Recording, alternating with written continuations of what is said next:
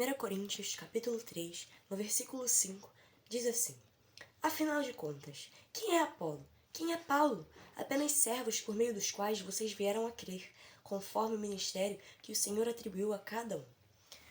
Ao longo desse capítulo, o Senhor vai falar com a gente, neste versículo também, sobre a divisão na igreja, sobre as divisões na igreja, sobre o que tem acontecido, não só entre os cristãos, mas entre as próprias pessoas, mas principalmente entre os cristãos, em que as pessoas elas estão fixando mais seus olhos em quem é Paulo, em quem é Apolo, nas pessoas e não em Cristo, em que as pessoas elas vão estar olhando mais para aquele que rega, para aquele que planta e não para aquele que faz crescer.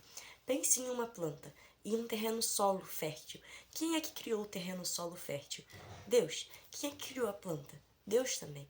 Agora, para a planta surgir, precisou de uma semente. E quem é que cria a semente? Deus. Sendo que o Senhor vai usar pessoas, um para plantar a semente, outro para regar, mas nenhum que rega, nenhum que planta, são capazes de fazer aquela planta crescer. Mas quem dá vida e cresce a planta é o Senhor. E quem é que dá a água para a pessoa regar? É o Senhor. E quem é que dá a semente para o outro plantar? É o Senhor. Na palavra, neste capítulo, vai dizer que o Senhor vai atribuir a cada um ministério com um só propósito, para as pessoas falarem do amor de Deus, para as pessoas fazerem um propósito, fazerem aquilo que o Senhor ordena elas a fazer. Então a um o Senhor vai dar o de plantar, o de pregar, a outro de regar, mas o único que vai fazer crescer é o Senhor. Então da mesma maneira, o Senhor pode dar a um a semente, para aquela pessoa ir lá e plantar a semente. Mas de quem veio a semente? Veio de Deus.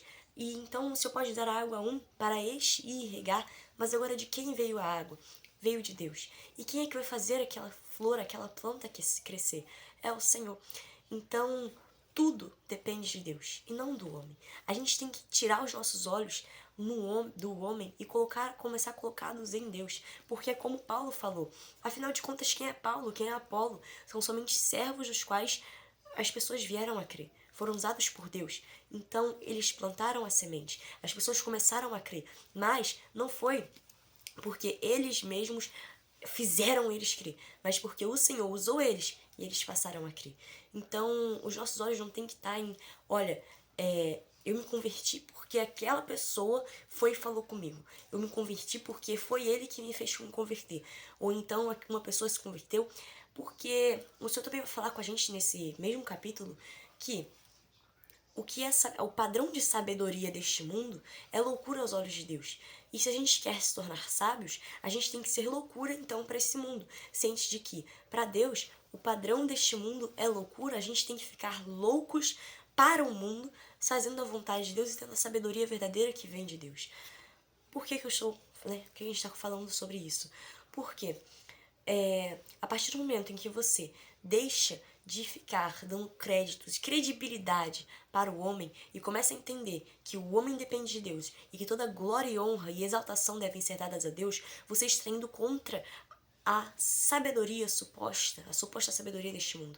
E você está indo de acordo com a sabedoria do Senhor, que é a verdadeira sabedoria, porque você entende que o homem ele não tem que ser reconhecido, visto, glorificado, ou então exaltado, porque a glória não é dele. Tudo que ele tem, tudo que ele faz, só faz com a permissão de Deus.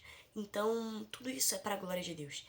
O mundo, ele vai trazer uma visão, vai trazer um tipo de sabedoria, porque ele sempre tem essa ideia de premiar, de engrandecer, de exaltar um homem pelos feitos deste homem ou algo assim. Mas se o homem tem um feito é porque ele precisava de saúde, porque ele precisava de vida, porque ele precisava de algo. E quem é que dá esse algo? É o Senhor, não é o homem que, olha, eu tenho saúde porque eu mesmo encosto nas minhas veias sanguíneas e tenho saúde. Não, mas é porque o Senhor dá saúde à pessoa. É porque o Senhor é quem faz a pessoa ter vida, fôlego da vida, saúde e dá à pessoa inteligência, capacidade para fazer as coisas. Então, o homem, ele depende unicamente e totalmente de Deus. E não devemos, portanto, não devemos glorificar o homem ou exaltar o homem, mas sim glorificar e exaltar o Senhor. Poxa, aquela pessoa, ela está sendo um servo de Deus, está indo pregar, mas, poxa, muito bom isso, mas ele está fazendo o que o Senhor ordenou a ele. Ele está fazendo o que o Senhor ordenou a ele. Ele está fazendo aquilo que o Senhor ordenou a ele. O ministério que o Senhor atribuiu a ele como só propósito. É o que ele está fazendo.